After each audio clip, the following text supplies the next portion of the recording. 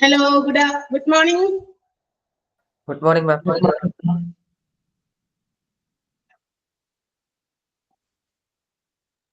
Good morning, ma'am. Yes, good morning.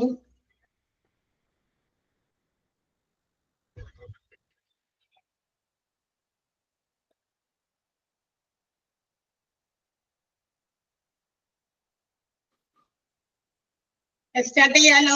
Ready ആയോ എല്ലാവരും? നോട്ടൊക്കെ എടുത്ത് തയ്യാറായോ? Yes, very good. അപ്പൊ നമ്മൾ എവിടെ പഠിച്ചു നിർത്തിയത്? കഴിഞ്ഞ ദിവസം കഴിഞ്ഞ വെനസ്ഡേ നമ്മൾ എവിടെയാ നിർത്തിയത്? വല്ല ഓർമ്മയുണ്ടോ?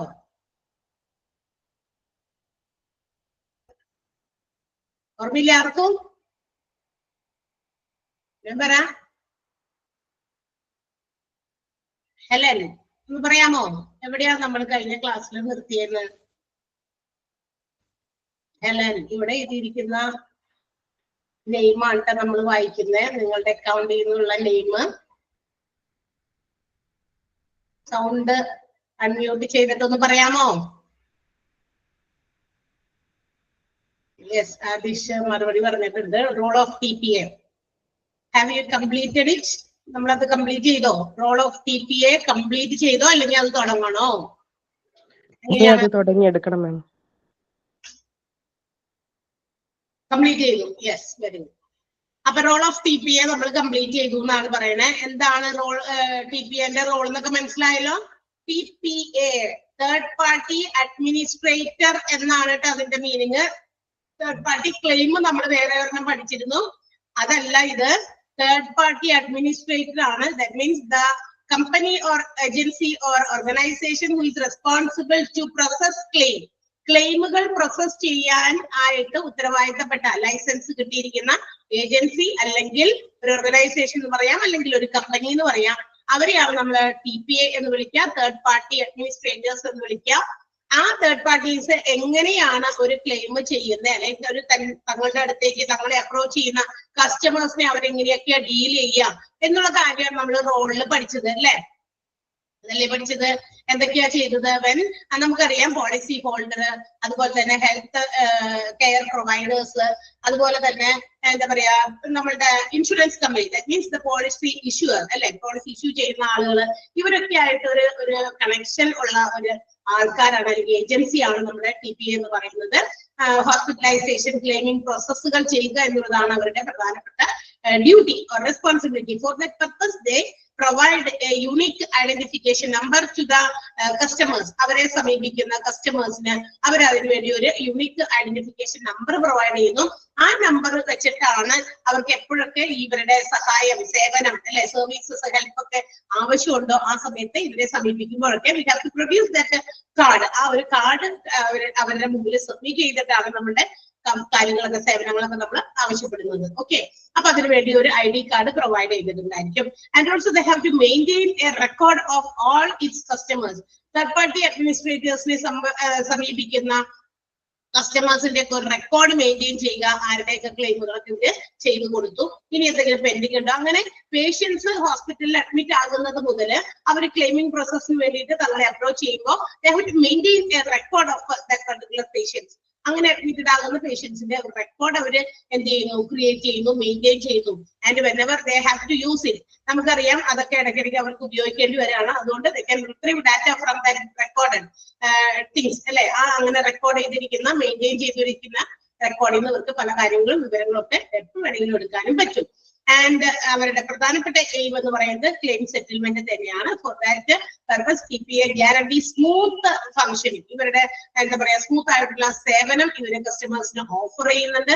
കമ്പനിയെയും അതുപോലെ തന്നെ ഹെൽത്ത് ഇൻഷുറൻസ് പ്രൊവൈഡ് ചെയ്യുന്ന കമ്പനി, ഹെൽത്ത് ഇൻഷുറൻസ് കമ്പനിയെയും അതുപോലെ തന്നെ നമ്മുടെ ഹോസ്പിറ്റൽസിനെയും തമ്മിൽ എന്താ പറയാ ഒരു കണക്ഷൻ, ഒരു ബ്രിഡ്ജ് പോലെ ഇങ്ങനെ ഒരു പ്രവർത്തിക്കും.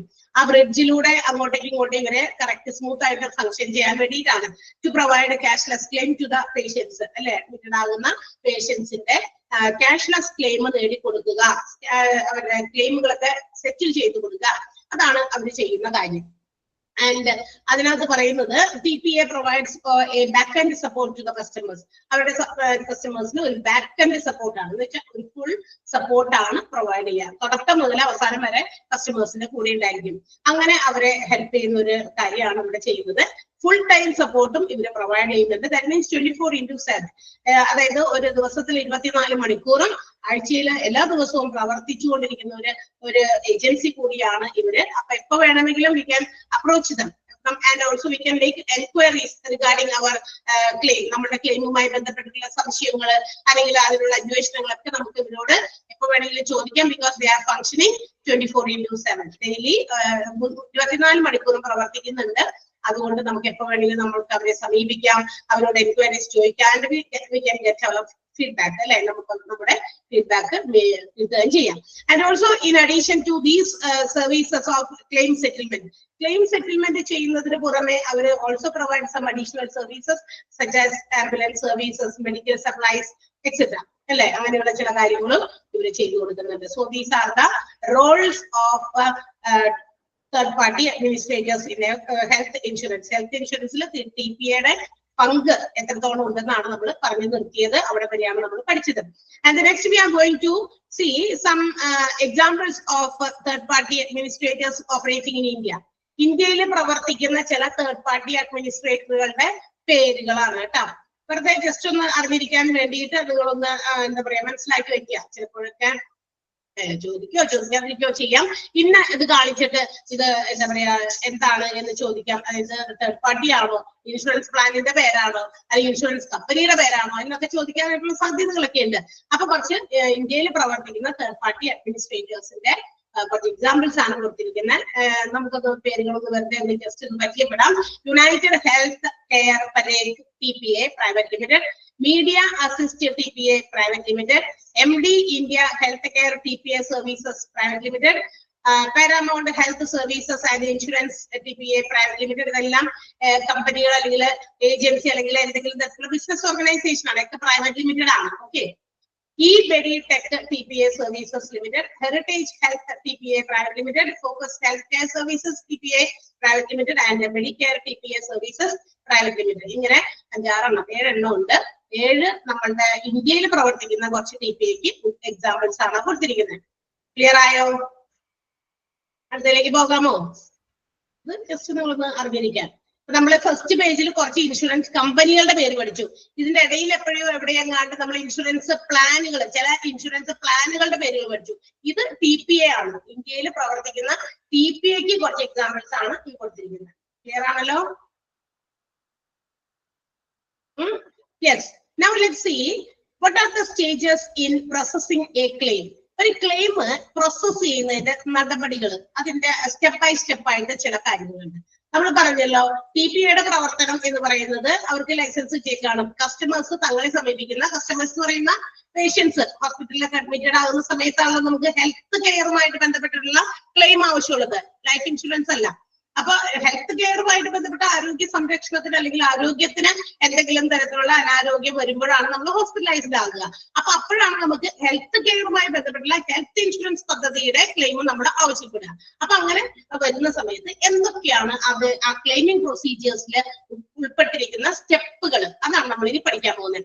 അപ്പൊ അത് ഓരോന്ന് 1 by 1 ആയിട്ട് ആ സ്റ്റെപ്പ് ബൈ സ്റ്റെപ്പ് അതേ ഓർഡറിൽ തന്നെയാണ് നമുക്ക് അറിഞ്ഞിരിക്കാൻ നമുക്ക് ഓർഡറിൽ ഇതൊക്കെ മനസ്സിലാക്കി വെക്കണം. ഇന്ന കാര്യങ്ങളാണ് ഒരു ക്ലെയിമിംഗ് പ്രൊസീജിയേഴ്സിൽ നടത്തേണ്ടത്. ഓടി അങ്ങോട്ട് ചെന്ന് കഴിയുമ്പോ അവിടെ കാശ് എടുത്ത് വെച്ചിട്ടില്ല, നമ്മൾ ഹോസ്പിറ്റലൈസ്ഡ് ആയി, വേഗം തന്നെ ഞങ്ങൾക്ക് ഹോസ്പിറ്റലില് പൈസ കിട്ടണം, വേഗം ഇങ്ങോട്ട് തന്നേന്നും പറഞ്ഞ് വേഗം അക്കൗണ്ടിലേക്ക് ഇട്ടോന്നൊക്കെ പറഞ്ഞിട്ടൊക്കെ പറഞ്ഞു കഴിഞ്ഞാൽ നടപടിയാവുന്ന കേസ് ഒന്നുമല്ല, അല്ലെ? It have its own procedures. So we have to find out what are the procedures or steps followed in claiming process. അപ്പൊ ക്ലെയിമിംഗ് പ്രോസസ്സിൽ ഉണ്ടാകുന്ന നടപടികൾ എന്തൊക്കെയാണ് സ്റ്റെപ്സ് എന്ന് നമുക്കൊന്ന് നോക്കാം. First of all, on the happening of a particular incident, that means unfortunate incident. നമുക്കറിയാം നമ്മുടെ ആരോഗ്യത്തിന് എന്തെങ്കിലും വന്നു കഴിഞ്ഞാൽ, എന്തെങ്കിലും അപകടം രോഗമൊക്കെ വന്നു കഴിഞ്ഞാൽ അതത്ര ഭാഗ്യമൊന്നുമല്ല, നിർഭാഗ്യകരമായ ഒരു അവസ്ഥ, അതാണ് ഉദ്ദേശിക്കുന്നത് അൺഫോർച്ചുനേറ്റ്ലി വരുന്നത്. അപ്പൊ നമുക്ക് എന്തെങ്കിലും തരത്തിലുള്ള രോഗമോ അല്ലെങ്കിൽ ആക്സിഡന്റോ എന്തെങ്കിലും വന്നു കഴിഞ്ഞാൽ it should be first of all we have to informed to the insurance company or the insurance provider. Insurance പ്രൊവൈഡറിനെ അത് വേഗം തന്നെ നമ്മൾ അറിയിക്കണം. എന്തിനാണ്? റൂൾസ് ഒക്കെ ആയിട്ട് വരാനാണോ നമ്മളെ കാണാൻ? ആയിരിക്കോ? അല്ല. നമുക്കൊരു ഇൻഷുറൻസ് ഉണ്ടെങ്കിൽ, ഇൻഷുറൻസ് ഇല്ലാത്ത ആൾക്കാരല്ലട്ടാ, ഇൻഷുറൻസ് എടുത്തിട്ടില്ല, ഏതെങ്കിലും ഹെൽത്ത് ഇൻഷുറൻസിന്റെ ഭാഗമായിട്ടുള്ളവരാണെങ്കിൽ നമ്മൾ കുറച്ച് ഇൻഷുറൻസ് പദ്ധതികളുടെ പേരുകളൊക്കെ നേരത്തെ പറഞ്ഞല്ലോ, SHI, ESI അല്ലെ, CGHS, RSBY, അങ്ങനെയുള്ള ഹെൽത്ത് ഇൻഷുറൻസ് പദ്ധതികൾ അത് ഗവൺമെന്റ് കൊണ്ടുവന്നിരിക്കുന്ന, എസ്റ്റാബ്ലിഷ് ചെയ്തിരിക്കുന്ന കുറച്ച് ഹെൽത്ത് ഇൻഷുറൻസ് പ്ലാനുകളാണ്. ഗവൺമെന്റിന്റേതല്ലാത്തതും ഉണ്ട്. എന്താ പറയാ, കുറച്ച് കൂടുതൽ പ്രീമിയം ഒക്കെ പ്രൊവൈഡ് ചെയ്ത് നമുക്ക് ഭാഗമാകാവുന്ന ഹെൽത്ത് ഇൻഷുറൻസ് പ്ലാനുകൾ വേറെയുണ്ട്. അപ്പൊ ഇതിൽ ഏതെങ്കിലുമൊക്കെ ഹെൽത്ത് ഇൻഷുറൻസിന്റെ ഭാഗമായിട്ടുള്ള ആളുകൾക്ക് ഇങ്ങനെയുള്ള ഡിസീസസോ ആക്സിഡന്റ്സോ ഹാപ്പനിങ് അങ്ങനെ സംഭവിക്കുമ്പോൾ it should be informed to the insurance company. അവരെ അറിയിക്കണം, എനിക്കിങ്ങനെ വയ്യാണ്ട് ഹോസ്പിറ്റലൈസ്ഡ് ആണ്, അപ്പൊ എന്താണ് ചെയ്യേണ്ടത്, അതിന് ഞങ്ങൾക്ക് കാര്യങ്ങളുണ്ട്, ഇൻഷുറൻസ് ഉള്ള ആള്, ഇങ്ങനെയുള്ള കാര്യങ്ങളാണ് നമ്മൾ അവരെ അറിയിക്കുക. സോ ഫസ്റ്റ് ഓഫ് ഓൾ അതാണ് നമ്മൾ അറിയിക്കേണ്ടത്. And that procedure is known as raising a claim. അങ്ങനെ നമ്മൾ അവരെ വിളിച്ച് അറിയിക്കുന്നതിനെ, ആ ഒരു പ്രൊസീജിയറിനെ അല്ലെങ്കിൽ ആ ഒരു പ്രോസസ്സിനെ പറയുന്ന പേരാണ് ക്ലെയിം എന്ന് പറയുന്നത്. So what is claim? എന്താ ക്ലെയിം എന്ന് പറയുന്നത്? When the happening of an unfortunate event, the incident must be informed to the insurer, that means the insurance company or the insurance provider. That process is known as raising a claim. അങ്ങനെയുള്ളതിനെ നമ്മൾ പറയുന്ന പേരാണ് raising a claim. Okay. So അപ്പൊ നമ്മൾ claim ചെയ്യണം. അപ്പൊ നമ്മൾ ഇങ്ങനെ വിളിച്ചറിയിക്കുക എന്നുള്ളത് മാത്രമല്ല, അതൊരു അൺഒഫീഷ്യൽ ആയിട്ടുള്ള ഒരു കാര്യമാണ് വിളിച്ചറിയിക്കുക എന്നുള്ളത്. പക്ഷേ officially it should be informed to the insurance company by filing a claim. നമ്മൾ ഇത് അവരെ ഒഫീഷ്യൽ ആധികാരികമായിട്ട് ഇവരെ അറിയിക്കാനാണ് ഉദ്ദേശിക്കുന്നതെങ്കിൽ ആ അറിയിപ്പ് എങ്ങനെ പോകണം? By filing a claim. File ചെയ്തിട്ടാണ്. എങ്ങനെ? ക്ലെയിം ഫയൽ ചെയ്തിട്ട് ബൈ ഫില്ലിംഗ് എ ഫോം. അതിന് വേണ്ടിയിട്ട് ഒരു ഫോം ഉണ്ട് ഫിൽ ചെയ്യാനായിട്ട്. So we can either approach the website of that company. കമ്പനിയുടെ വെബ്സൈറ്റിൽ കയറിയിട്ട് ആ ഫോം എടുത്ത്, ക്ലെയിമിന്റെ ഫോം എന്ന് പറഞ്ഞിട്ടുണ്ടായിരിക്കും, അതെടുത്ത് നമ്മളത് ഫിൽ ചെയ്ത് സബ്മിറ്റ് കൊടുക്കുക. അല്ലെങ്കിൽ or we can approach the branch office of the insurance company directly. അല്ലെങ്കിൽ നമുക്ക് പേഴ്സണലി അവരുടെ ഓഫീസ്, ബ്രാഞ്ച് ഓഫീസ് ഒക്കെ ഉണ്ടാവുമല്ലോ, ഹെഡ് ഓഫീസിൽ തന്നെ പോകണമെന്നില്ല, ബ്രാഞ്ച് ഓഫീസിൽ പോയിട്ട് നമുക്ക് അവിടെ നിന്ന് ഫോം വാങ്ങിച്ച് എന്ത് ചെയ്യാം? ഫിൽ ചെയ്ത് കൊടുക്കാം. സോ അപ്പൊ ഫോം ഫിൽ ചെയ്ത് ആണ് നമ്മൾ ഇതിന്റെ ഒഫീഷ്യൽ ആയിട്ടുള്ള കാര്യം ക്ലെയിം വേണമെന്നുള്ളത് അറിയിക്കേണ്ടത്. അപ്പൊ ക്ലെയിമിങ് എന്ന് പറയുന്നത് അങ്ങനെയാണ്. അപ്പൊ ക്ലെയിം ചെയ്യുന്നത് എങ്ങനെയാണ്? വെറുതെ നമ്മൾ വിളിച്ചിട്ടോ ഫോൺ ചെയ്തിട്ടോ അല്ലെങ്കിൽ പോയിട്ടോ അതെങ്ങനെ ഉണ്ടോ എന്ന് വാക്കുകൊണ്ട് പറഞ്ഞാൽ മാത്രമല്ല, ഇതിനൊക്കെ അതിൻ്റെതായ പ്രൊസീജിയേഴ്സ് ഉണ്ട്, നമുക്കറിയാലോ അല്ലെ. എന്ത് ഒഫീഷ്യൽ കാര്യങ്ങൾക്കും നമുക്ക് നമ്മൾ റിട്ടേൺ എവിഡൻസ് ആണ് അവിടെ ആവശ്യമുള്ളത്. അപ്പൊ റൈറ്റ് ചെയ്ത് നമ്മൾ കൊടുക്കണം. അപ്പൊ ഇവിടെ എന്താ? ഫോം ഫിൽ ചെയ്യാം. ക്ലെയിമിങ്ങിന് വേണ്ടിയിട്ടുള്ള ഫോം ഉണ്ടാക്കി ആ ഫോം വാങ്ങിക്കും. ഇപ്പൊ നമ്മൾ ബാങ്കിൽ ചെല്ലില്ലേ, ബാങ്കിൽ നിന്ന് ക്യാഷ് വിഡ്രോ ചെയ്യാൻ പറയും. ഇപ്പൊ അധികം അങ്ങനെ പോകുന്നില്ല, എല്ലാവരും ഈ ഓൺലൈൻ ഒക്കെ ആയതുകൊണ്ട് നമുക്ക് എന്താ പറയാ, നമുക്ക് നമ്മുടെ കാർഡ് ഉപയോഗിച്ച് പുറത്തേക്ക് എടുക്കാം, അല്ലെങ്കിൽ നമുക്ക് അവിടെ നിന്ന് തന്നെ ഫണ്ട് മറ്റൊരാൾക്ക് ട്രാൻസ്ഫർ ചെയ്ത് കൊടുക്കാനാണെങ്കിൽ അങ്ങനെ ചെയ്യാം. എല്ലാം ഓൺലൈൻ ആയതുകൊണ്ട് കുഴപ്പമൊന്നുമില്ല അല്ലെ. പണ്ടൊക്കെ എങ്ങനെയാ?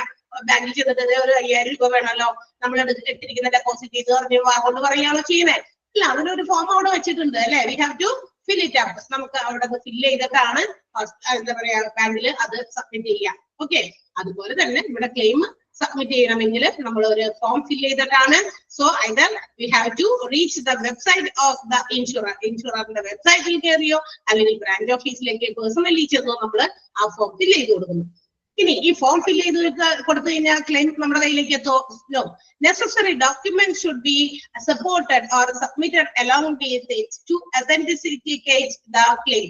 ഈ ഒതന്റിസിറ്റി, നമ്മുടെ ക്ലെയിമിന്റെ ആ ഒരു കൃത്യത ഉറപ്പുവരുത്താൻ വേണ്ടിയിട്ട് അതുമായി മാച്ച് ചെയ്യുന്ന ഡോക്യുമെന്റുകൾ എന്തെങ്കിലുമൊക്കെ ഉണ്ടെങ്കിൽ അത് അതിന്റെ ഒപ്പം സബ്മിറ്റ് ചെയ്യണം. അതിന്റെ കൂടെ നമ്മൾ ചില എന്താ പറയാ ജോലിക്കൊക്കെ വേണ്ടി നമ്മൾ അപ്ലൈ ചെയ്യില്ലേ, നമ്മളുടെ ആപ്ലിക്കേഷൻ ഫോം ഉണ്ടായിരിക്കും, നമ്മുടെ കരിക്കുലം വിറ്റ് അല്ലെ, റെസ്യൂമേ ഉണ്ടായിരിക്കും. അപ്പം അതോടൊപ്പം തന്നെ നമ്മുടെ എക്സ്പീരിയൻസും അതുപോലെ തന്നെ നമ്മുടെ എന്താ പറയാ സർട്ടിഫിക്കറ്റുകൾ, നമ്മൾ എടുത്ത ക്വാളിഫിക്കേഷൻസിന്റെ സർട്ടിഫിക്കറ്റും എല്ലാം നമ്മൾ അതിനോടൊപ്പം അറ്റാച്ച് ചെയ്യും. കാരണം ഈ പറയുന്നതൊക്കെ ശരിയാണോ എന്ന് അറിയണ്ടേ. നമ്മൾ വെബ്സൈറ്റിൽ കയറി ക്ലെയിം വേണമെന്നൊക്കെ പറഞ്ഞു കഴിഞ്ഞാലൊന്നും കാര്യങ്ങൾ ഭംഗിയാവില്ല. അപ്പൊ അതിന് സപ്പോർട്ട് ചെയ്യേണ്ട ചില ഡോക്യുമെന്റുകൾ ഉണ്ടെങ്കിൽ അതും കൂടി വെച്ചിട്ടായിരിക്കണം ക്ലെയിമിന് വേണ്ടിയിട്ട് നമ്മൾ ഫയൽ ചെയ്യേണ്ടത്, ഫോം ഫയൽ ചെയ്യേണ്ടത്. ക്ലിയർ ആകുന്നുണ്ടോ പറയുന്നത്? ആ ഓർഡർ അങ്ങനെ തന്നെയാണ് നമുക്ക് ഒരു ക്ലെയിമിംഗ് പ്രൊസീജിയേഴ്സിന് വേണ്ടി വരുന്നത്. ക്ലിയർ ആകുന്നുണ്ടോ? യെസ്. ഓക്കെ. അപ്പൊ നമ്മൾ എന്ത് ചെയ്യും? ഇതെല്ലാം നമ്മൾ കൃത്യമായി ചെയ്തു എന്ന് വിചാരിക്കാം. ഫയൽ ചെയ്തു, ഫോം ഫിൽ ചെയ്തിട്ട് നമ്മൾ ക്ലെയിം ഫയൽ ചെയ്തു, അതിനുശേഷം അതിന്റെ ഒപ്പം തന്നെ നമ്മൾ ഡോക്യുമെന്റുകളൊക്കെ ഫിക്സ് ചെയ്ത് അത് സബ്മിറ്റ് ചെയ്തു. then the insurance provider. ഇത് കഴിഞ്ഞ് കഴിയുമ്പോൾ നമ്മുടെ ഈ സാധനമൊക്കെ എവിടെ കിട്ടും? ഇൻഷുറൻസ് പ്രൊവൈഡർ കിട്ടും, ഇൻഷുറർ കിട്ടും, അതായത് ഇൻഷുറൻസ് കമ്പനി കിട്ടുമ്പോൾ they will verify this claim. ഈ ക്ലെയിം എന്ത് ചെയ്യും? വെരിഫൈ ചെയ്ത് നോക്കും. അവരതിന്റെ കാൽക്കുലേഷൻസ്, വാലിഡിറ്റി അല്ലെ കൃത്യമാണോ, പറഞ്ഞിരിക്കുന്ന ഡ്യൂറേഷൻ കഴിഞ്ഞിട്ടാണോ. ചില ഇൻഷുറൻസ് ഒക്കെ എടുക്കുമ്പോൾ ആദ്യത്തെ 3 മാസം നമുക്ക് എന്തെങ്കിലും അസുഖം വന്നു കഴിഞ്ഞാൽ തരില്ല എന്ന് പറഞ്ഞു. ആക്സിഡന്റ് ആണെങ്കിൽ ഓക്കെ, പെട്ടെന്നാണല്ലോ അല്ലെ. എന്നാൽ ഏതെങ്കിലും തരത്തിലുള്ള അസുഖങ്ങൾ ഈ ആദ്യത്തെ 3 മാസങ്ങൾക്ക് ഉണ്ടാവില്ല എന്നൊക്കെ പറഞ്ഞിട്ടൊക്കെ ഉള്ള ചില ടേംസ് ആൻഡ് കണ്ടീഷൻസ് ഉണ്ട്. അപ്പൊ അതിനകത്ത് പറഞ്ഞിരിക്കുന്ന ടേംസ് ആൻഡ് കണ്ടീഷൻസും അതിന്റെ വാലിഡിറ്റിയും മറ്റും ഒക്കെ ആര് പരിശോധിക്കും? ഇൻഷുറർ എക്സാമിൻ ചെയ്യും, അല്ലെങ്കിൽ ഇവാലുവേറ്റ് ചെയ്യും. അപ്പൊ ഇവാലുവേറ്റ് ചെയ്ത് നോക്കി when all the terms and conditions are fulfilled, ഈ പറഞ്ഞിരിക്കുന്ന ക്ലെയിമിംഗ് പ്രൊസീജിയേഴ്സിൽ പറഞ്ഞിരിക്കുന്ന കാര്യങ്ങളെല്ലാം തന്നെ ടേംസും കണ്ടീഷൻസ് ഒക്കെ ഫുൾഫിൽഡ് ആണെങ്കിൽ the insurer will approve the claim. Insurer എന്ത് ചെയ്യും? അപ്രൂവൽ കൊടുക്കും. ഓക്കെ, ശരിയാണ്, ഈ പറഞ്ഞ ആൾക്ക് ആ ക്ലെയിമിന് അർഹതയുണ്ട്, അതിന്റെ ബാക്കിയുള്ള കാര്യങ്ങളിലേക്ക് പെട്ടെന്ന് നീങ്ങിക്കോട്ടെ, ആൾക്ക് പെട്ടെന്ന് ട്രീറ്റ്മെന്റ് പ്രൊവൈഡ് ചെയ്യാനുള്ള കാര്യങ്ങളിലേക്ക് പൊക്കോട്ടെ എന്ന് ഇൻഷുറർ എന്ത് ചെയ്യും? ഒരു പച്ച സിഗ്നൽ കൊടുക്കും. ഓക്കെ, അപ്പൊ അത് പ്രൊവൈഡ് ചെയ്യുന്നു. And when once the approval is made, insurance company approval ചെയ്ത് കഴിഞ്ഞു കഴിഞ്ഞാൽ all the benefits which are stated in the agreement, ആ പോളിസിനകത്ത് പറഞ്ഞിരിക്കുന്ന, അതിന്റെ കരാറിൽ പറഞ്ഞിരിക്കുന്ന എല്ലാ ബെനിഫിറ്റുകളും ആർക്ക് കിട്ടണം? നമ്മുടെ പോളിസി ഹോൾഡർക്ക് കിട്ടണം. And in case of life insurance ആണെങ്കിൽ, LIC ആണെങ്കിൽ അതിന്റെ ബെനിഫിഷ്യറിക്ക് ലൈഫ് ഇൻഷുറൻസ് കിട്ടുന്നത് at the time of death അല്ലെങ്കിൽ അറ്റ് ദ ടൈം ഓഫ് എന്താ പറയാ മെച്യൂരിറ്റി. ആ മെച്യൂരിറ്റി കംപ്ലീറ്റ് ചെയ്തതിന്റെ സമയത്തായിരിക്കും. അപ്പൊ ആൾക്കോ അല്ലെങ്കിൽ ആളുടെ ബെനിഫിഷ്യറിക്കോ ആയിരിക്കും അതിന്റെ ക്ലെയിമിംഗ് പ്രൊസീജിയേഴ്സ് പ്രൊവൈഡ് ചെയ്യേണ്ടത്. And have to be paid out. ആ പൈസ അപ്പൊ തന്നെ അവർക്ക് പേ ഔട്ട് ചെയ്യണം. കാശായിട്ടായിരിക്കും ലൈഫ് ഇൻഷുറൻസിലൊക്കെ കൊടുക്കുക ബെനിഫിഷ്യറിക്ക്. ചിലപ്പോ ആള് തന്നെയായിരിക്കാം, ചിലപ്പോ ആള് മരിച്ചിട്ട് ആളുടെ ബെനിഫിഷ്യറി ആരാണ്? മറ്റ് ഏതെങ്കിലും ലീഗൽ ഹയേഴ്സ് അല്ലെ, നിയമപരമായിട്ടുള്ള പിന്തുടർച്ച അവകാശം ഉണ്ടാവുമല്ലോ, അപ്പൊ അവർക്കായിരിക്കും കൊടുക്കുക. അത് ക്യാഷ് ആയിട്ട് പ്രൊവൈഡ് ചെയ്യുന്നു. ഏതാണോ ആദ്യം നടക്കുന്നത്? ചിലപ്പോ മരണമായിരിക്കാം, ചിലപ്പോ ഏതെങ്കിലും on the happening of the maturity date ആയിരിക്കാം ആദ്യം വരിക. ഏതാണോ ആദ്യം ഉണ്ടാകുക ആ സമയത്തായിരിക്കും അതിന്റെ പേയ്മെന്റ് ഏതിൽ കൊടുക്കുക? ലൈഫ് ഇൻഷുറൻസിന്റെ കാര്യത്തില്. എന്താണ് പേ ഔട്ട് എന്ന് പറയുന്നത്? Pay out is the lump sum money which is paid to the policy holder when a claim is accepted. ഒരു ക്ലെയിം കിട്ടിക്കഴിഞ്ഞാൽ അതിന്റെ പൈസ നമ്മുടെ ക്ലെയിം ചോദിച്ച പോളിസി ഹോൾഡർക്ക് കൊടുക്കുന്നതിനെയാണ് നമ്മൾ പേ ഔട്ട് എന്ന് വിളിക്കുക. പേ ഔട്ട് എന്ന് അണ്ടർലൈൻ ചെയ്ത് വെക്കുക. ഓക്കെ, അപ്പൊ ഈ പറയുന്ന എല്ലാ കാര്യങ്ങളും ടേംസ് കണ്ടീഷൻസ് ഒക്കെ ഫുൾഫിൽ ചെയ്ത് കഴിഞ്ഞാൽ അപ്പൊ തന്നെ എന്താ പറയാ ഹെൽത്ത് ഇൻഷുറൻസുമായിട്ട് ബന്ധപ്പെട്ടാണ് ഈ വേഗം തന്നെ ക്യാഷ്ലെസ് ട്രീറ്റ്മെന്റ് പ്രൊവൈഡ് ചെയ്യുന്നു. അതേസമയം LIC ആണെങ്കിൽ അവർക്ക് പേയ്മെന്റ് കൊടുക്കുന്നു. ആ പേയ്മെന്റ് കൊടുക്കുന്നതിനെയാണ് നമ്മൾ പേ ഔട്ട് എന്ന് വിളിക്കുക. ആൻഡ് ഇൻഷുറർ മസ്റ്റ് പ്രൊവൈഡ് ഈ പറയുന്ന എമൗണ്ട് അത് എങ്ങനെയായിരിക്കും കൊടുക്കുക? May be as A lump sum amount. ചിലപ്പോ ഈ എന്താ പറയാ ഒറ്റ തുകയായിട്ട് ഫുൾ എമൗണ്ട് ഒറ്റയടിക്കായിട്ടായിരിക്കും ചിലപ്പോ ഇൻഷുറർ നമ്മുടെ പോളിസി ഹോൾഡർക്ക് പ്രൊവൈഡ് ചെയ്യുക. അല്ലെങ്കിൽ will be divided into regular payments. അതായത് ഇങ്ങനെ ചിലപ്പോൾ ഗഡുക്കളായിട്ട് 1, 2, 3 തവണകളായിട്ടായിരിക്കും according to the terms of the agreement. എഗ്രിമെന്റിൽ ഏത് രീതിയിലാണ് പറഞ്ഞേക്കുന്നത്? നമ്മുടെ പോളിസിക്ക് ഒരു കരാറുണ്ടല്ലോ. പോളിസി എന്ന് പറയുന്നത് തന്നെ ഒരു കരാറാണ്. ആ കരാറിൽ ഏത് രീതിയിലാണോ പറഞ്ഞേക്കുന്നത് ഒറ്റ തുകയായിട്ട് കൊടുക്കാമെന്നാണ് നിർദ്ദേശിക്കുന്നതെങ്കിൽ അങ്ങനെ പ്രൊവൈഡ് ചെയ്യുക. അല്ലെങ്കിൽ ഇങ്ങനെ ഡിവൈഡഡ് ഇൻടു റെഗുലർ പേയ്മെന്റുകളാണെങ്കിൽ ആ രീതിയിലായിരിക്കും പ്രൊവൈഡ് ചെയ്യുക. അതെന്താണോ ആ രീതി തന്നെ അവർ ഫോളോ ചെയ്ത് കൊടുക്കുന്നു. ആൻഡ് ഓൾസോ ഇതിനകത്ത് വരുന്ന മറ്റൊരു കാര്യം, ഈ ക്ലെയിമിംഗ് പ്രൊസീജിയേഴ്സ് അതിന്റെ ആ പ്രൊസീജിയേഴ്സ് എടുക്കുന്ന time duration will differ from one insurance to another. അതായത് ഓരോ ഇൻഷുറൻസും തമ്മിൽ വ്യത്യാസപ്പെട്ടിരിക്കും. ചിലപ്പോൾ ചില ഇൻഷുറൻസുകളുടെ പൈസയൊക്കെ പെട്ടെന്ന് ഇൻഷുർഡിന് കിട്ടുന്നു, പോളിസി ഹോൾഡർക്ക് പെട്ടെന്ന് ക്ലെയിമിംഗ് എമൗണ്ട് ഒക്കെ കിട്ടും. അല്ലെങ്കിൽ ചില ഇൻഷുറൻസുകൾ എടുക്കുന്നവർക്ക് കുറച്ച് ലാഗ് ആകും, സമയമെടുക്കും. അപ്പൊ അതൊക്കെ എന്താ കാരണം? അങ്ങനെ വരാൻ സാധ്യതകളുണ്ട്. അതിന്റെ സാധ്യത അങ്ങനെ വരാൻ കാരണം നമുക്ക് കൊടുത്തിരിക്കുന്ന documents are clear or in order. എല്ലാ ഡോക്യുമെന്റുകളും ക്ലിയർ ആണ്. എല്ലാ ഡോക്യുമെന്റുകളും നമ്മൾ കറക്റ്റ് ഓർഡറിൽ അവിടെ സബ്മിറ്റ് ചെയ്തിട്ടുണ്ടെങ്കിൽ it will take on less time. പെട്ടെന്ന് തന്നെ കാര്യങ്ങൾക്ക് മുന്നോട്ട് നീങ്ങും. അതേസമയം നമ്മുടെ ഡോക്യുമെന്റുകൾ ക്ലിയർ അല്ല.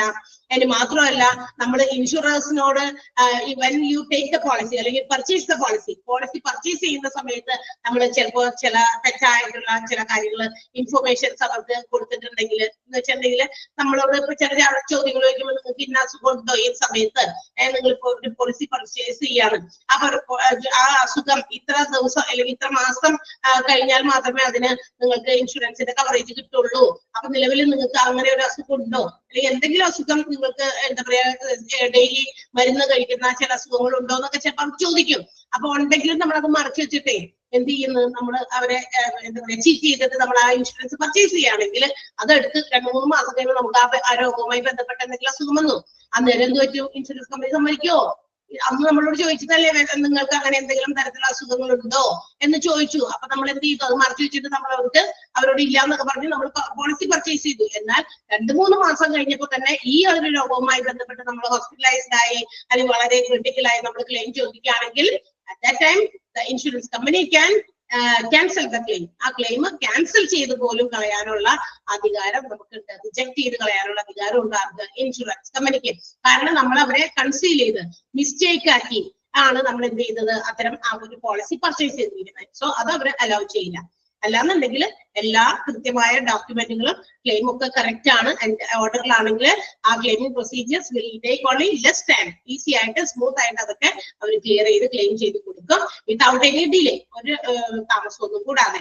അതേ സമയം നമ്മുടെ ഏതെങ്കിലും തരത്തിലുള്ള കാര്യങ്ങൾ ഫാക്ട്സ് അല്ലെങ്കിൽ ഡീറ്റെയിൽസ് നമ്മൾ കൊടുക്കുമ്പോൾ അത് കൺസീൽ ചെയ്ത് എന്തെങ്കിലും മറച്ചു വെച്ചുകൊണ്ടോ അല്ലെങ്കിൽ മിസ്റ്റേക്ക് ആക്കി തെറ്റാക്കിയോ ഒക്കെ ഇൻഫർമേഷൻസ് പ്രൊവൈഡ് ചെയ്യാൻ at any time the insurer can reject that particular claim. ആ ക്ലെയിം റിജക്ട് ചെയ്യാനുള്ള അധികാരവും നമ്മുടെ ഇൻഷുറർക്ക് ഉണ്ട് എന്നുള്ളതാണ്. So these are the steps included in claiming process. അപ്പൊ ക്ലെയിമിംഗ് പ്രോസസ്സിൽ ഉൾപ്പെട്ടിരിക്കുന്ന ചില പോയിന്റുകളാണ് ഈ കൊടുത്തിരിക്കുന്നത്. ഇതൊക്കെ നമ്മൾ അറിഞ്ഞിരിക്കണം. ഓക്കെ, അപ്പൊ മനസ്സിലായോ? ക്ലെയിമിംഗ് പ്രോസസ്സിലെ സ്റ്റെപ്സ് ഒക്കെ മനസ്സിലായോ എല്ലാവർക്കും? എനി ഡൗട്ട്, എന്തെങ്കിലും സംശയം ഉണ്ടോ? ഉണ്ടോ? പോയിന്റുകളെല്ലാം മനസ്സിലായോ? ജസ്റ്റ് ഒന്ന് വായിച്ചു നോക്കാം, എന്തെങ്കിലും ഡൗട്ട് ഉണ്ടെങ്കിൽ ചോദിക്കാം. ആ പോയിന്റുകൾ ഒന്ന് വായിച്ചു നോക്കാമോ? ഒരു 9 പോയിന്റ് കിടക്കുന്നുണ്ട്. ആ 9 പോയിന്റ് ഒന്ന് വായിച്ചു നോക്കാം. അതിലെ ഒന്നാമത്തെ പോയിന്റ് അണ്ടർലൈൻ ചെയ്യണേ. ഒന്നാമത്തെ പോയിന്റ് അണ്ടർലൈൻ ചെയ്യണം. പിന്നെ ആ ഒരു മറ്റൊരു പോയിന്റിലെ പേ ഔട്ട് എന്ന് പറയുന്ന ഒരു സെന്റൻസ് അതൊന്ന് അണ്ടർലൈൻ ചെയ്യണം. പിന്നെ ഇവിടെ ആ ലാസ്റ്റത്തെ പോയിന്റില് the insurer can reject claims on your policy if you conceal or mistake any fact. കേട്ടോ, ആ ഒരു സെന്റൻസ് ഒന്ന് അണ്ടർലൈൻ ചെയ്യണം. ഇൻഷുറർക്ക് എപ്പോ വേണമെങ്കിലും നമ്മുടെ ക്ലെയിമുകൾ റിജക്ട് ചെയ്യാം. എങ്ങനെയാണെങ്കിൽ ഇഫ് കണ്ടീഷൻ ആണ്, ഇഫ് ക്ലോസ് ആണ്.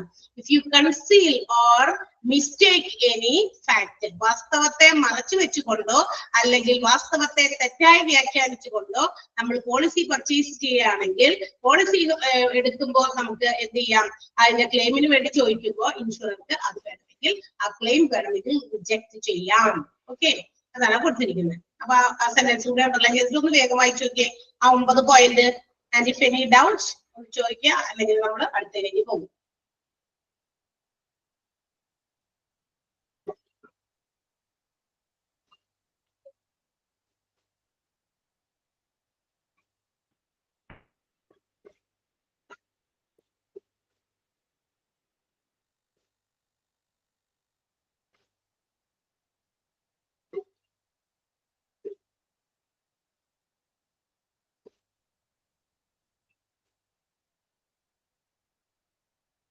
സിമ്പിൾ സെന്റൻസിലാണ് അതൊക്കെ എഴുതിയേക്കണേ.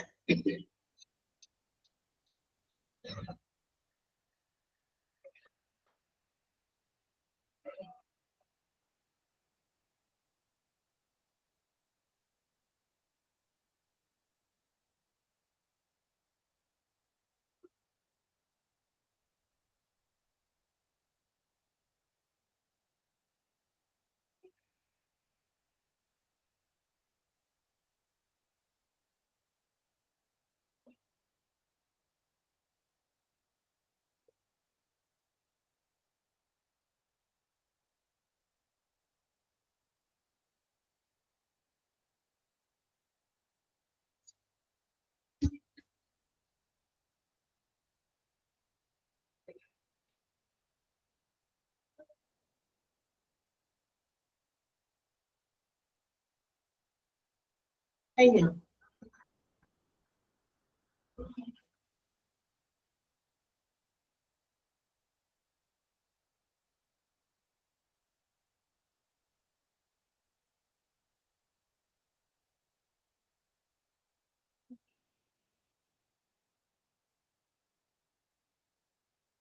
ഓക്കെ, അടുത്ത പോയിന്റിലേക്ക് പോയിക്കോട്ടെ, അടുത്ത ടോപ്പിക്കിലേക്ക് പോയിക്കോട്ടെ. കുഴപ്പമില്ലല്ലോ, കംപ്ലീറ്റ് ചെയ്യാൻ പറ്റുന്ന അത്രയും നേരത്തെ ചെയ്താൽ നമുക്ക് അല്ലെ, നമുക്ക് അധികം കുറച്ച് സമയം നിങ്ങൾക്ക് പഠിക്കാനൊക്കെ കിട്ടും. Okay, yes. അപ്പൊ ഇനി നമ്മൾ പഠിക്കാൻ പോകുന്നത് അടുത്തത്, അപ്പൊ നമ്മൾ ഇപ്പൊ പറഞ്ഞല്ലോ ക്ലെയിമിംഗ് പ്രൊസീജിയേഴ്സിന്റെ ആ സ്റ്റെപ്പുകൾ പറഞ്ഞു അല്ലെ.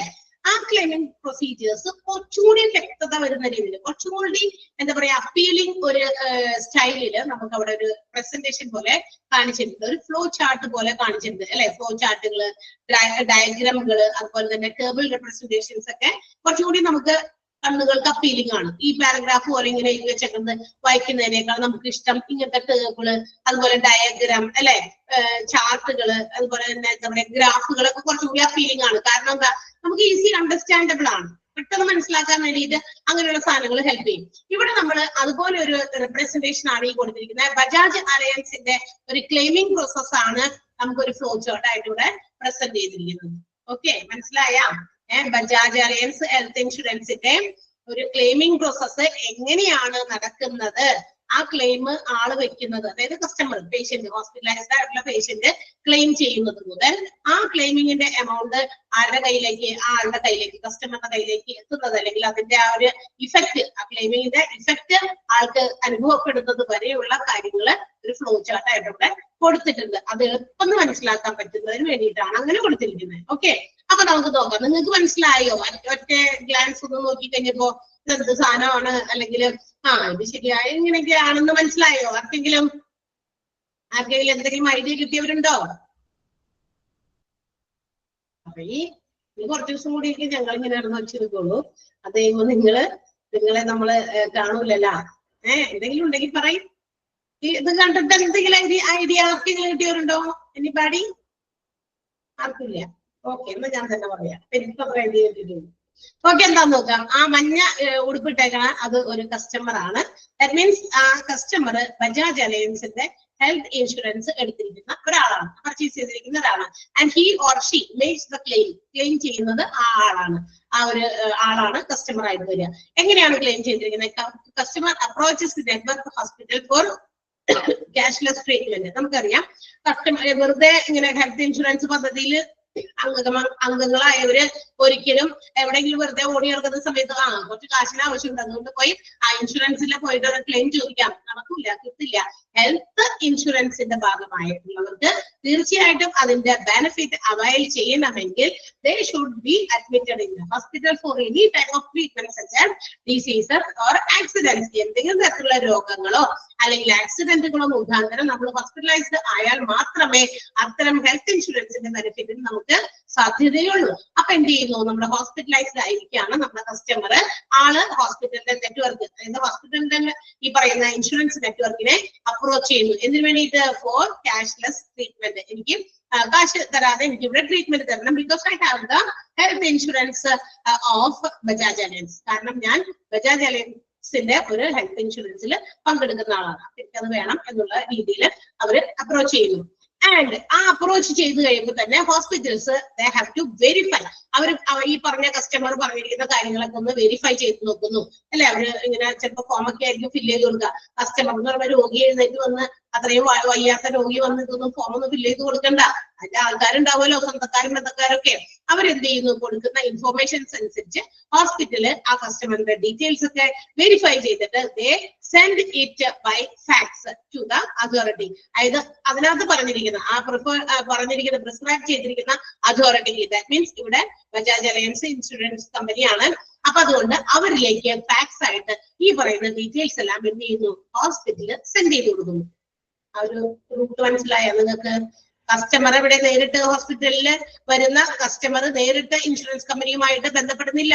ഹെൽത്ത് ഇൻഷുറൻസ് എടുക്കുന്ന കസ്റ്റമർ തീർച്ചയായിട്ടും രോഗം വന്ന് ഹോസ്പിറ്റലൈസ്ഡ് ആയി കഴിഞ്ഞാൽ അവര് ഹോസ്പിറ്റലിനോടാണ് ആവശ്യപ്പെടുന്നത്, ഞങ്ങൾക്ക് ക്യാഷ്ലെസ് ട്രീറ്റ്മെന്റ് വേണം, because I have purchased A health insurance, എനിക്ക് ഹെൽത്ത് ഇൻഷുറൻസ് ഉണ്ട്, അതുകൊണ്ട് എനിക്ക് ക്യാഷ്ലെസ് ട്രീറ്റ്മെന്റ് വേണമെന്ന് പറയുന്നു. അന്നേരം ഹോസ്പിറ്റൽസ് ആ കാര്യങ്ങളൊക്കെ വെരിഫൈ ചെയ്ത് ആ പറഞ്ഞിരിക്കുന്ന ഡീറ്റെയിൽസ് എല്ലാം വെരിഫൈ ചെയ്തതിന് ശേഷം അതിനകത്ത് പറഞ്ഞിരിക്കുന്ന പ്രിസ്ക്രൈബ് ചെയ്തിരിക്കുന്ന അതോറിറ്റിക്ക് ഏത് ഇൻഷുറൻസ് കമ്പനിയാണോ അവർക്കത് ഫാക്സ് ആയിട്ട് അയച്ചു കൊടുക്കുന്നു. ക്ലിയർ ആയോ? മനസ്സിലായോ? അതാണ് ഫ്ലോ ചാർട്ട്. ഫ്ലോ ചാർട്ടിന്റെ ഫ്ലോ മനസ്സിലാക്കി നമ്മള് കാര്യങ്ങളെ വ്യക്തമാക്കി മനസ്സിലാക്കുക. ഓക്കെ, ഇനി അത് അവര് അയക്കുന്നു. അയച്ചു കഴിയുമ്പോൾ എവിടെ കിട്ടും? ബജാജ് അലയൻസിലേക്കാണ് ഫാക്സ് ചെയ്ത് കൊടുത്തേക്കണേ അല്ലെ? നെറ്റ്വർക്കിലൂടെയാണ്, ഓൺലൈനായിരിക്കും. കാരണം പെട്ടെന്ന് ട്രീറ്റ്മെന്റ് കൊടുക്കാൻ പറ്റുന്ന ക്യാഷ്ലെസ് ട്രീറ്റ്മെന്റ് കൊടുക്കാൻ പറ്റുമോ? ഈ പറഞ്ഞ വ്യക്തി ഇവിടെ അഡ്മിറ്റ് ചെയ്യണോ വേണ്ടയോ എന്നൊക്കെ നിശ്ചയിക്കണം. സമയമൊന്നും കളയാൻ സമയമില്ല. കാരണം എന്താ, വളരെ ക്രിട്ടിക്കൽ സ്റ്റേജിലും ചിലപ്പോ പേഷ്യൻസ് വന്നിട്ട് ക്യാഷ്ലെസ് ട്രീറ്റ്മെന്റിന് വേണ്ടി ആവശ്യപ്പെടാം. അന്നേരം അവിടെ കിടക്ക് ഇതിന്റെ കാര്യങ്ങളൊക്കെ ഓക്കെ ആവുമെന്ന് നോക്കട്ടെ എന്ന് പറഞ്ഞിട്ട് ആൾക്കാരെയൊക്കെ അന്വേഷിച്ച് പിടിച്ചുകൊണ്ടിരാൻ നേരമില്ല. അതുകൊണ്ട് എത്രയും പെട്ടെന്ന് അവരിത് ഫാക്സ് ചെയ്ത് കൊടുക്കുന്നു. അപ്പൊ തന്നെ ബജാജ് അലയൻസ് അതിന് റെസ്പോണ്ട് ചെയ്യണം അല്ലെ?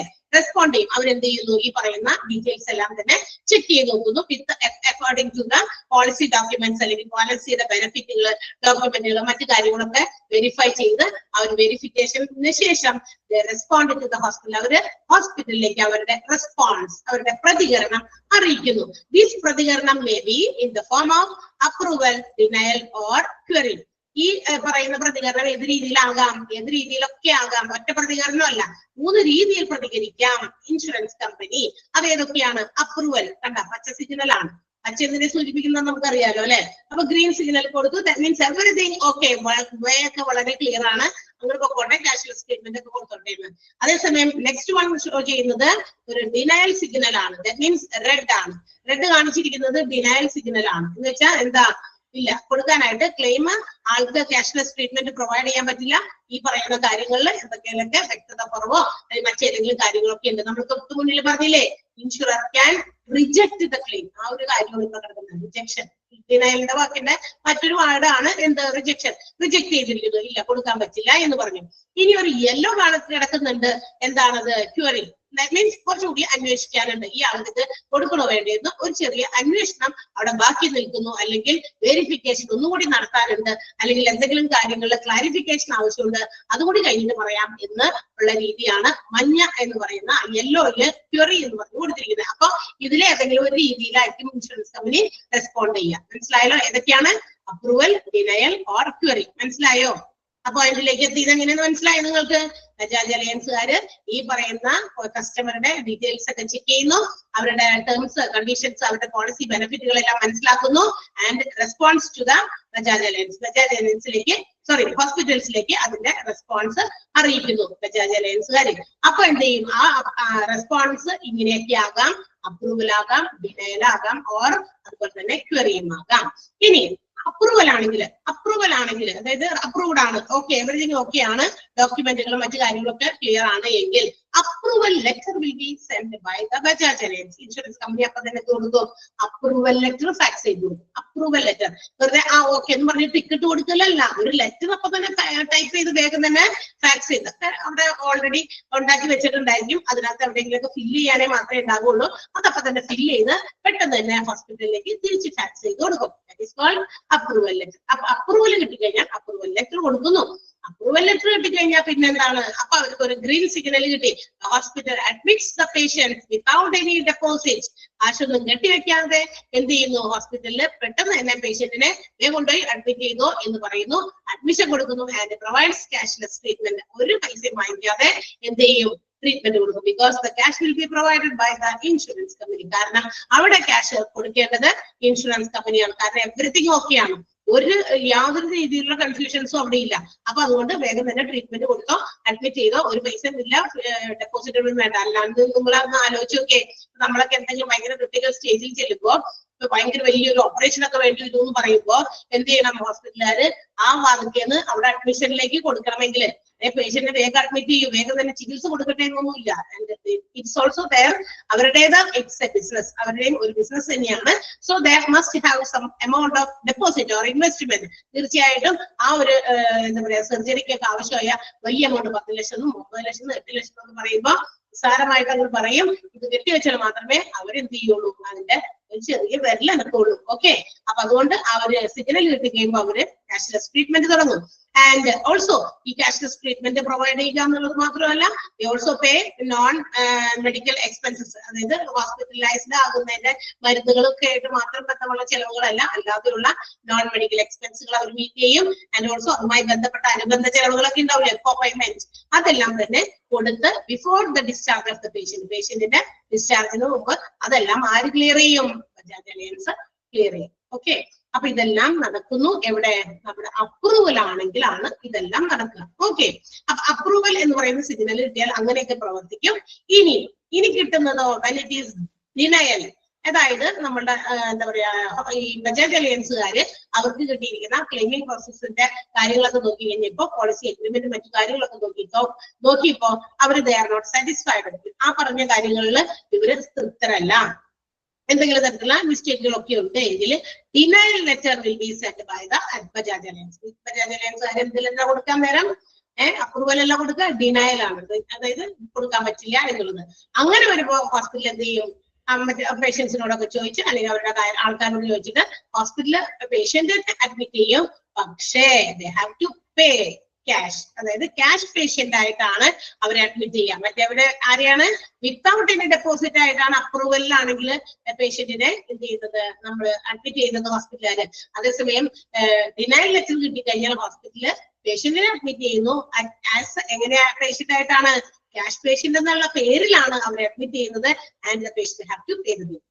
ബില്ലൊക്കെ പേ ചെയ്യേണ്ടത് ആര് തന്നെയാ? പേഷ്യന്റ് തന്നെ, അല്ലെങ്കിൽ പേഷ്യന്റിന്റെ ആളുകൾ അതിന്റെ പേയ്മെന്റ് എല്ലാം ചെയ്യണം. എന്നാൽ ആഫ്റ്റർവേർഡ്സ്, പിന്നീട് ഇപ്പൊ ഈ ക്ലെയിം ഒക്കെ ശരിയാക്കി പിന്നീട് വേണമെങ്കിൽ അവർക്ക് എന്ത് ചെയ്യാം?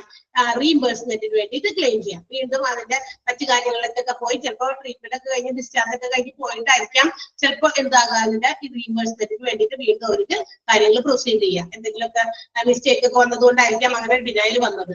അതൊക്കെ വേണമെങ്കിൽ അവർക്ക് പിന്നീട് ചെയ്യാം. റീഇംബേഴ്സ്മെന്റിന് വേണ്ടിയിട്ടുള്ള കാര്യങ്ങൾ പേഷ്യന്റിനോ അല്ലെങ്കിൽ പേഷ്യന്റിന്റെ ആളുകൾക്കോ ചെയ്യാവുന്നതാണ്. അപ്പൊ ഡിനയൽ എന്ന് പറയുമ്പോൾ അവിടെ ക്യാഷ് പേഷ്യന്റ് ആയിട്ടാണ് പേഷ്യന്റിനെ ഹോസ്പിറ്റലിൽ അഡ്മിറ്റ് ചെയ്യുന്നത്.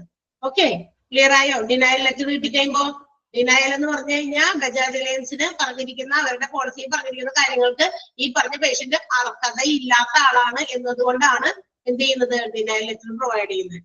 ക്ലിയർ ആയോ? മനസ്സിലായോ? And the next one is query. മനസ്സിലായോ? ഓക്കെ, നെക്സ്റ്റ് വൺ എന്താ? ക്വറി ആണ്. ക്വറി മീൻസ് എന്താ? അന്വേഷണം.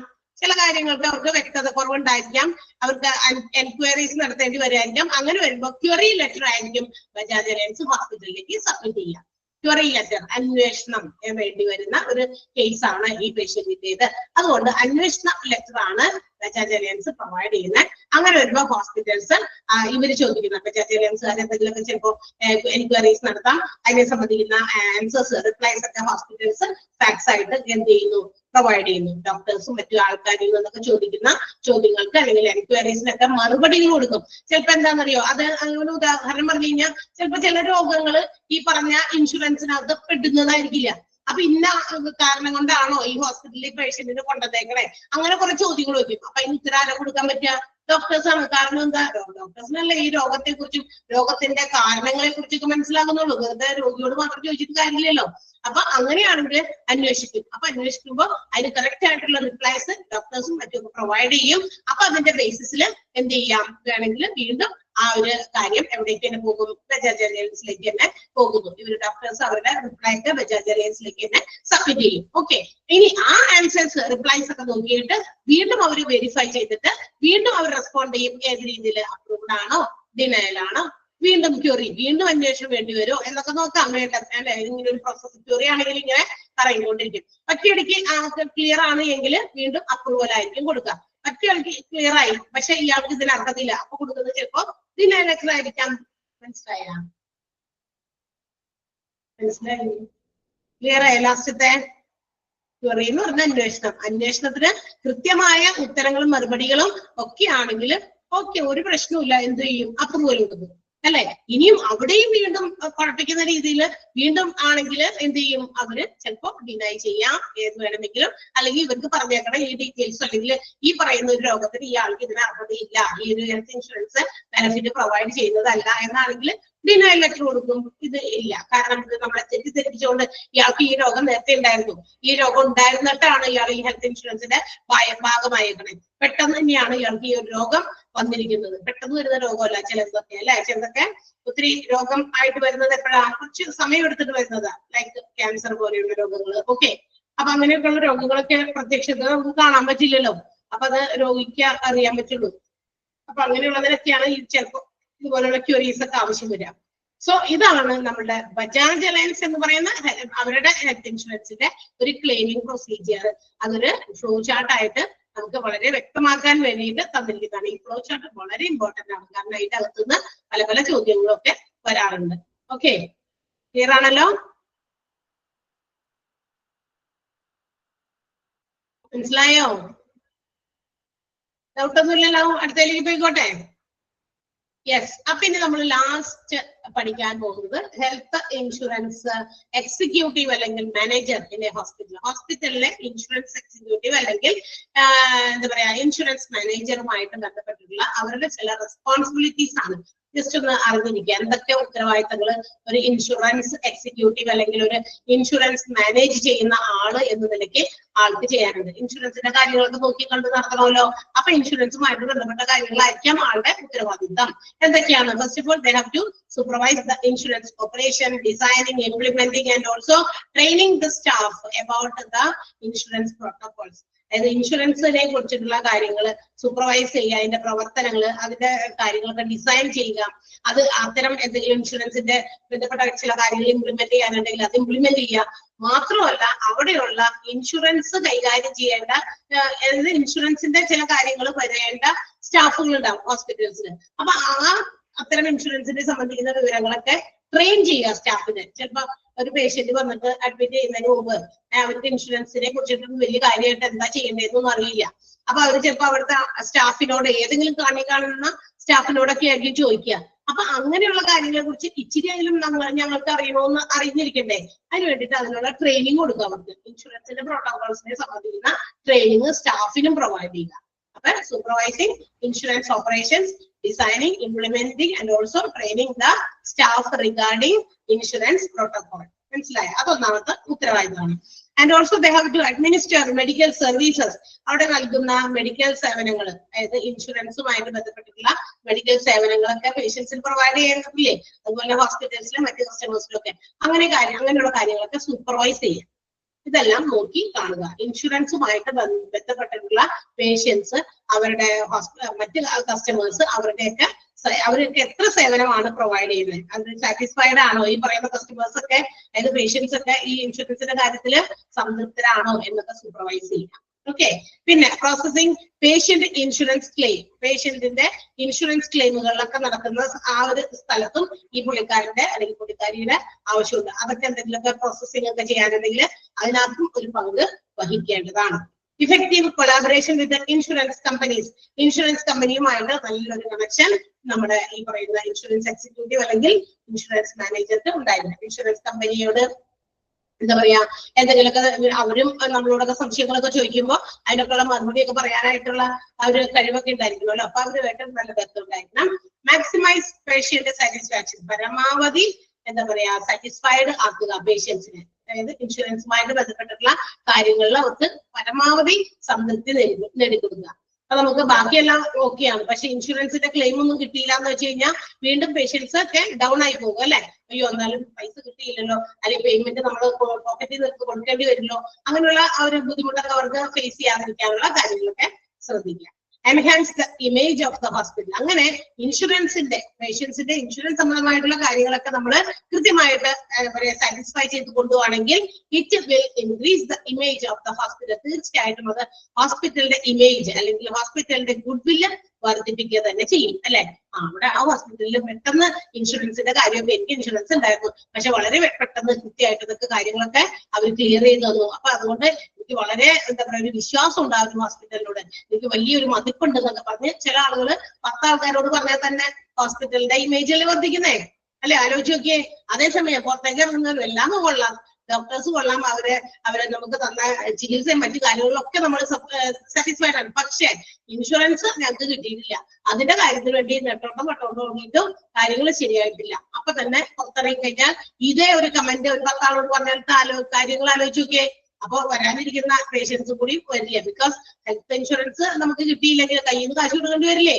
പേഷ്യൻസിന് അത് പറ്റാത്തവരും ഉണ്ടാവായിരിക്കേ. അപ്പൊ അതുകൊണ്ടൊക്കെ അത്തരം അവരെ പേഷ്യൻസിനെ ഫുള്ളി സാറ്റിസ്ഫൈഡ് ആക്കുക എന്നുള്ളത് അവരുടെ ഹോസ്പിറ്റലിന്റെ ഇമേജ് ഇൻക്രീസ് ചെയ്യുന്നതിന് ഈക്വൽ ആണ്.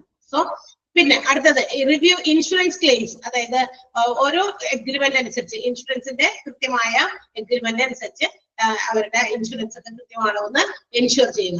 കൊടുക്കുന്ന ബെനിഫിറ്റുകളെല്ലാം കൃത്യമായിട്ട് പ്രൊവൈഡ് ചെയ്യുന്നുണ്ടോ എന്ന് എൻഷുർ ചെയ്യുക. ഇനി if there is any critical matters, ഹോസ്പിറ്റലില് ഇൻഷുറൻസുമായി ബന്ധപ്പെട്ടുള്ള വിമർശനാത്മകമായിട്ടുള്ള ചില കാര്യങ്ങളൊക്കെ ഉണ്ടെങ്കിൽ it should be brought into the notice of the management. തീർച്ചയായിട്ടും അത് ആരുടെ ശ്രദ്ധയിൽപ്പെടുത്തണം? മാനേജ്മെന്റിന്റെ ശ്രദ്ധയിൽപ്പെടുത്തണം അല്ലെ? ഏത് ഡിപ്പാർട്ട്മെന്റിൽ എന്തെങ്കിലും തരത്തിലുള്ള പ്രശ്നങ്ങളൊക്കെ ഉണ്ടായി കഴിഞ്ഞാൽ അത് അവിടെ ഇത് ഇങ്ങനെ കുഴച്ച് മറിച്ച് അത് ആ സിറ്റുവേഷനെ കൂടുതൽ മോശമാക്കുന്നതിനേക്കാൾ ഭംഗി ഏതായിരിക്കാം അത് നമ്മൾ മാനേജ്മെന്റിന്റെ ശ്രദ്ധയിൽപ്പെടുത്തുന്നതായിരിക്കാം. കാരണം മാനേജ്മെന്റിന് ക്യാൻ ടേക്ക് എനി ഡിസിഷൻ. അവർക്ക് തീരുമാനങ്ങൾ എടുക്കാനുള്ള ഉത്തരവാദിത്തമുണ്ട്. അപ്പൊ ഏത് കാര്യങ്ങളിലും തീരുമാനങ്ങൾ എടുക്കാനുള്ള ഉത്തരവാദിത്തം അവരിലായതുകൊണ്ട് എന്തെങ്കിലും ഇതുപോലുള്ള പ്രശ്നങ്ങളൊക്കെ വന്നു കഴിഞ്ഞാൽ ഇൻഷുറൻസുമായി ബന്ധപ്പെട്ടതായിക്കോട്ടെ എന്തും ആയിക്കോട്ടെ അത് മാനേജ്മെന്റിലേക്ക് അറിയിക്കാം. Then to submit monthly reports. മാസാമാസം ഇൻഷുറൻസുമായിട്ട് ബന്ധപ്പെട്ട എന്തൊക്കെ കാര്യങ്ങളൊക്കെ ചെയ്തു അതിനെ സംബന്ധിക്കുന്ന റിപ്പോർട്ട് സബ്മിറ്റ് ചെയ്യുക. പിന്നെ മാത്രമല്ല ഹോസ്പിറ്റലിന്റെ ഇൻഷുറൻസുമായി ബന്ധപ്പെട്ടത് ഇന്റേണലി ആൻഡ് എക്സ്റ്റേണലി പുറത്തും അകത്തും ഒക്കെ എന്തെങ്കിലുമൊക്കെ കാര്യങ്ങളൊക്കെ ഉണ്ടെങ്കിൽ അതിനകത്തൊക്കെ പങ്കെടുക്കുക. Attend and organise. അത്തരം മീറ്റിങ്ങുകളോ മറ്റു കാര്യങ്ങളൊക്കെ ഉണ്ടെങ്കിൽ അതിൽ പങ്കെടുക്കുക, അത് ഓർഗനൈസ് ചെയ്യുക എന്നുള്ളതും നമ്മുടെ ഇൻഷുറൻസ് എക്സിക്യൂട്ടീവിന്റെ ഉത്തരവാദിത്തമാണ്. To conduct departmental weekly meetings. ഇനി എന്താണ്? ആഴ്ചയിലൊക്കെ ഓരോ ഡിപ്പാർട്ട്മെന്റ് വൈസ് ഓരോ മീറ്റിംഗ്. എല്ലാ ഡിപ്പാർട്ട്മെന്റിലും ഇൻഷുറൻസുമായി ബന്ധപ്പെട്ട ആൾക്കാർ വരും അല്ലെ? കാർഡിയോളജിയിൽ വരും ഇൻഷുറൻസ് ഉള്ള ആൾക്കാർ, അതുപോലെ മറ്റ് ഏത് ഡിപ്പാർട്ട്മെന്റിൽ വരും. അപ്പൊ അങ്ങനെയുള്ള ഡിപ്പാർട്ട്മെന്റുകളുമായിട്ട് ഒക്കെ എല്ലായിടത്തും ഇൻഷുറൻസിന്റെ കാര്യങ്ങൾ നടക്കുന്നത് കൊണ്ട് വീക്കിലി എല്ലാ ഡിപ്പാർട്ട്മെന്റുകളിലും ഓരോ മീറ്റിംഗ് കണ്ടക്ട് ചെയ്യാം. Then also they have to monitor the discounts of insurance and also rejections. ഏതെങ്കിലും ഇൻഷുറൻസിന് എന്തെങ്കിലും ഡിസ്കൗണ്ടുകൾ കൊടുക്കുന്നുണ്ടെങ്കിൽ അത്, അല്ലെങ്കിൽ ഏതെങ്കിലും ഇൻഷുറൻസ് ക്ലെയിം ചോദിച്ചു കഴിഞ്ഞപ്പോൾ അത് റിജക്ട് ആയിട്ട് പോയിട്ടുണ്ടെങ്കിൽ അതൊക്കെ മോണിറ്റർ ചെയ്യുക. എന്തുകൊണ്ടാണ് അത് റിജക്ട് ആയി പോയത്, അതിന്റെ കാര്യകാരണമൊക്കെ കണ്ടെത്തുക. Okay. And also they have to make sure the insurance schemes are up to date. എല്ലാ ഇൻഷുറൻസ് സ്കീമുകളും അപ്ഡേറ്റഡ് ആണ് നമ്മുടെ സിസ്റ്റത്തിൽ. അതായത് കമ്പ്യൂട്ടറിന്റെ സഹായത്തോടെ അത് നമ്മൾ അപ്ഡേറ്റ് ചെയ്തിട്ടുണ്ടെന്ന് എന്ത് ചെയ്യണം? ഉറപ്പുവരുത്തണം, മെൻഷുവർ ചെയ്യണം. ആൻഡ് മാത്രമല്ല നമ്മൾ നേരത്തെ പറഞ്ഞതുപോലെ ട്രെയിനിങ് കൊടുക്കണം. ഇൻഷുറൻസിനെ സംബന്ധിക്കുന്ന വിവരങ്ങൾക്ക് ഓരോരുത്തർക്കും ഓരോ സ്റ്റാഫിനും എന്ത് ചെയ്യുക? ആവശ്യം വേണ്ട സ്റ്റാഫാണ് കേട്ടോ, എല്ലാവർക്കും വേണമെന്നില്ല, ആവശ്യമുണ്ട്. എന്ന് വെച്ചാൽ ഇതുമായിട്ട് ബന്ധപ്പെടാനായിട്ട് സാധ്യതകളുള്ള സ്റ്റാഫിനൊക്കെ അവശ്യ സമയങ്ങളിൽ അതിനെ കുറിച്ചുള്ള ട്രെയിനിങ് പ്രൊവൈഡ് ചെയ്യുക. And also any new responsibilities, പുതിയ ഉത്തരവാദിത്തങ്ങൾ തങ്ങളിലേക്ക് വരുമ്പോൾ പുതിയ മാറ്റങ്ങളാണല്ലോ. each and every day by day ഓരോ പുതിയ മാറ്റങ്ങൾ എന്താ പറയാ ഹോസ്പിറ്റൽസിലായാലും മറ്റേത് ഓർഗനൈസേഷനിൽ വരും. അപ്പൊ അതിന് നമ്മൾ അഡാപ്റ്റഡ് ആണ്, ചേഞ്ചസിന് അഡാപ്റ്റഡ് ആണ് നമ്മൾ ഓരോ ഓർഗനൈസേഷനും. അപ്പൊ അതനുസരിച്ചിട്ട് നമ്മുടെ റെസ്പോൺസിബിലിറ്റീസും നമ്മൾ എന്ത് ചെയ്തുകൊണ്ടിരിക്കണം? റിന്യൂ ചെയ്തുകൊണ്ടിരിക്കണം. ആര്? Insurance executive. തനിക്ക് അയ്യോ ഇതെന്റെ ഉത്തരവാദിത്തത്തിൽ പെട്ടതല്ല, ഇത് പുതിയതാണ്, അതൊന്നും പറഞ്ഞിട്ടല്ല, എനിക്കിതൊന്നും ചെയ്യാൻ പറ്റില്ല എന്ന് പറഞ്ഞ് മാറിക്കാൻ പറ്റുമോ? പറ്റില്ല. അപ്പൊ പുതിയ കാര്യങ്ങൾ മാറ്റങ്ങൾ വരുമ്പോൾ ഇൻഷുറൻസിനകത്തായിക്കോട്ടെ മറ്റു കാര്യങ്ങളും മാറ്റങ്ങൾ വരുമ്പോൾ വി ഷുഡ് ആക്സെപ്റ്റ് അല്ലെ? ആ ചേഞ്ചസ് ഒക്കെ നമ്മൾ ഏറ്റെടുക്കാൻ തയ്യാറാകുന്ന ഒരു വ്യക്തി കൂടിയാകണം ഇൻഷുറൻസ് എക്സിക്യൂട്ടീവ്. ക്ലിയർ ആയോ? നിങ്ങൾ ജസ്റ്റ് ഒന്ന് വായിച്ചു നോക്കിയാൽ മതി. എന്നാലും അറിഞ്ഞിരിക്കണം ഒരു ഇൻഷുറൻസ് എക്സിക്യൂട്ടീവ് എന്തൊക്കെയാണ് ഹോസ്പിറ്റലിൽ ചെയ്യേണ്ടത് എന്നുള്ള കാര്യം. ഒന്ന് വായിച്ചു നോക്കിയ വേഗം.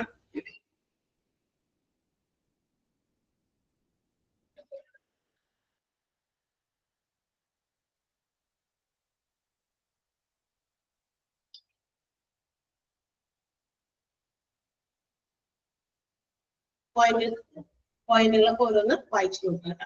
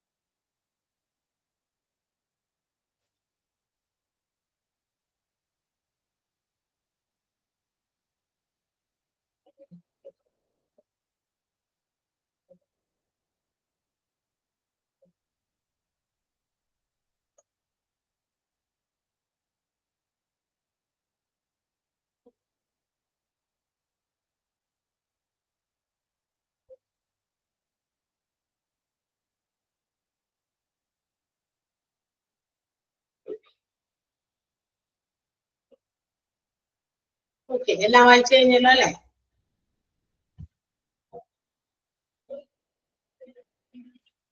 ഡൗട്ടൊന്നുമില്ലല്ലോ? യെസ്, അപ്പൊ നമ്മുടെ മെഡിക്കൽ ഇൻഷുറൻസ് എന്ന് പറയുന്ന ചാപ്റ്റർ ആണ് നമ്മൾ തീർന്നത്. കുറച്ച് വലിയ ചാപ്റ്റർ ആണെങ്കിൽ നമുക്ക് ഓർത്തും മനസ്സിലാക്കി വെക്കാൻ പറ്റിയ ഒരു ചാപ്റ്റർ ആണ് അല്ലേ? അല്ലേ? യെസ്. പിന്നെ ഏത് ചാപ്റ്ററാണ് ഞാനെടുത്ത ഏതെങ്കിലും ചാപ്റ്റർ പിന്നെ ഓർമ്മയുണ്ടോ? തേർഡ് ആൻഡ് ഫോർത്ത് മൊഡ്യൂളിൽ ഞാൻ കുറച്ച് ചാപ്റ്റർ ആകെ 1-2 ചാപ്റ്റർ ഒക്കെ എടുക്കാറുള്ളൂ. ഓരോ മൊഡ്യൂളിലും ഓരോ ചാപ്റ്റേഴ്സ് ഒക്കെ എടുക്കാറുള്ളൂ. ബിക്കോസ് നമുക്ക് ആകെ ആഴ്ചയിൽ ഒരു ദിവസമാണ് നമ്മൾ കാണുന്നുള്ളൂ. ആൻഡ് മാത്രമല്ല, കിട്ടുന്ന ചാപ്റ്റർ ഭയങ്കര വലുതുമായിരിക്കും. 2 പേജ് 3 പേജ് ഒക്കെ ആണെങ്കിൽ ആ ഒരു ഒറ്റ ക്ലാസ് കൊണ്ട് തീർക്കാം. അപ്പൊ കുറെ ചാപ്റ്റർ ഉണ്ടായിരുന്നു. പക്ഷെ അതില്ല, വലിയ ചാപ്റ്റേഴ്സും ആണ്.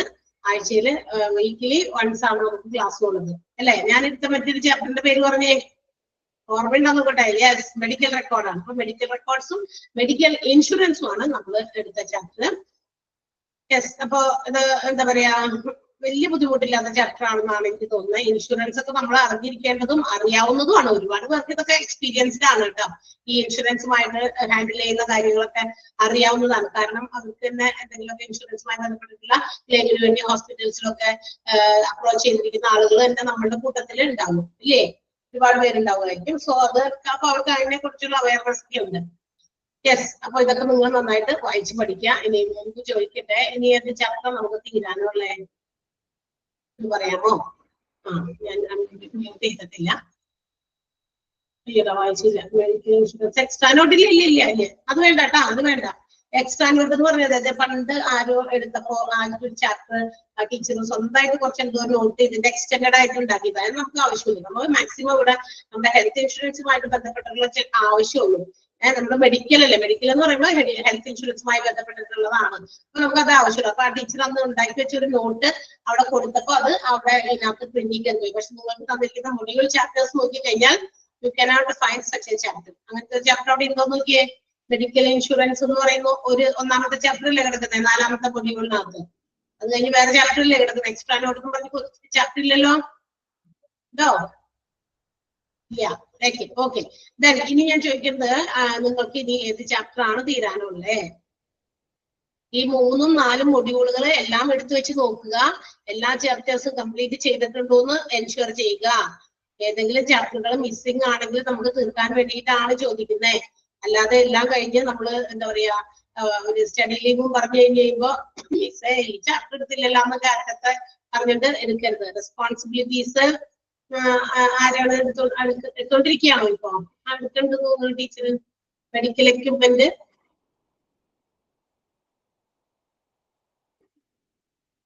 എക്സ്ട്രാ നോട്ട് വേണ്ട. മെഡിക്കൽ ഇൻഷുറൻസ് എക്സ്ട്രാ നോട്ട് ഇല്ലെന്ന്, നമ്മുടെ ചാപ്റ്റർ തീർന്നു. മനസ്സിലായ? എക്സ്ട്രാ നോട്ട് എന്ന് പറയുന്ന ഒരു ചാപ്റ്റർ നിങ്ങൾക്ക് ആ മൊഡ്യൂളിനകത്ത് നോക്കിയേ, ഉണ്ടോ നോക്കിയേ? ഇല്ലല്ലോ, അങ്ങനെ ഒരു ചാപ്റ്റർ ഇല്ലല്ലോ. റെസ്പോൺസിബിലിറ്റീസ് എടുത്തോണ്ടിരിക്കണ്ടോ? അത് അശ്വതി മിസ് എടുത്തോണ്ടിരിക്കണോ? ആണോ? ആരെങ്കിലും പറയേ പ്ലീസ്. അതെ, എടുത്തോണ്ടിരിക്കുകയാണ്. Yes, okay. ഇനി അത് വിട്ടേക്ക്. പിന്നെ മെഡിക്കൽ എക്യുപ്മെന്റോ? അത് മറ്റേ ആതിര മിസ് എടുത്തോണ്ടിരിക്കുകയല്ലേ? ആണെന്നാണല്ലോ എന്നോട് പറഞ്ഞത്. എടുത്തിട്ടില്ല. എടുക്കുന്നു. ഓക്കെ. മെഡിക്കൽ എക്യുപ്മെന്റ് ടീച്ചറിൻ്റെത് പോർഷൻ തരുമ്പോൾ ടീച്ചർ എടുക്കും. ഓക്കെ. ഇനി എന്തെങ്കിലും പെട്ടെന്ന് പറ. എനിക്കൊന്ന് കൺഫേം ആക്കാനാണ്. നിങ്ങൾ ഇനി പറഞ്ഞില്ലെങ്കിൽ ക്ലാസ്സുകൾ കൺക്ലൂഡ് ചെയ്ത് നമ്മൾ തീർക്കും. ഓക്കെ. എന്താണ്? ഇനിയൊന്നുമില്ല, എല്ലാം തീർന്നത്. റെസ്പോൺസിബിലിറ്റീസ് അശ്വതി മിഷൻ എടുക്കുന്നു. നമ്മുടെ എന്തായിരുന്നു പറഞ്ഞല്ലോ, മെഡിക്കൽ എക്യുപ്മെന്റ്. അത് ആതിര മിസ്സിന്റെ ടോപ്പിക് തീർക്കുമ്പോൾ എടുത്തു തുടങ്ങും. കാരണം അതിപ്പോ ഞാനൊന്നും എടുത്തിട്ട് കാര്യമില്ല. അതിനെ വെച്ചിട്ടാണ് കൂടുതൽ അവേഴ്സ് ഉള്ളത്. ഞാൻ ഈ ആഴ്ചയിൽ ഒരു ദിവസം വരുന്ന ആള് മെഡിക്കൽ എക്യുപ്മെന്റ് എന്ന് പറഞ്ഞ ചാപ്റ്റർ നമുക്ക് എടുക്കാൻ പറ്റില്ലല്ലോ. ഓക്കെ, അതുകൊണ്ടാണ് ടീച്ചർ എടുക്കും അല്ലെങ്കിൽ നേരത്തെ പറഞ്ഞിട്ടുണ്ട് എന്നോട്. പിന്നെ ഇനിയൊന്നുമില്ല.